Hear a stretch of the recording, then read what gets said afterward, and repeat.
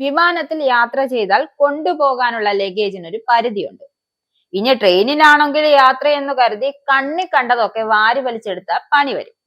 അതായത് ട്രെയിനിൽ ലഗേജ് നിയന്ത്രണം കർശനമാക്കാൻ പോവുകയാണ്. ട്രെയിനിൽ ഭാരപരിധി നിലവിലുണ്ടെങ്കിലും കർശനമായിരുന്നില്ല. നോർത്ത് സെൻട്രൽ റെയിൽവേ സോണിലാണ് ആദ്യം ഇത് നടപ്പാക്കുന്നത്.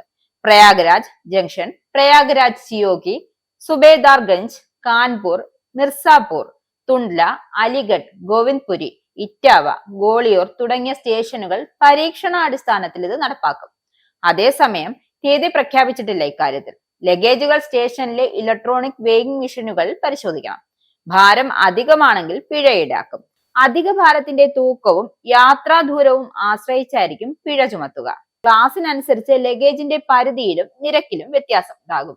നിശ്ചിത പരിധിയിലധികം ലഗേജ് കൊണ്ടുപോകണമെങ്കിൽ മുൻകൂട്ടി പാഴ്സൽ ഓഫീസിൽ പണമടച്ച് ബുക്ക് ചെയ്യണം. യാത്രക്കാരുടെ സൗകര്യം വർദ്ധിപ്പിക്കുവാനും ഒപ്പം അധിക വരുമാനവുമാണ് ലക്ഷ്യമിടുന്നത്.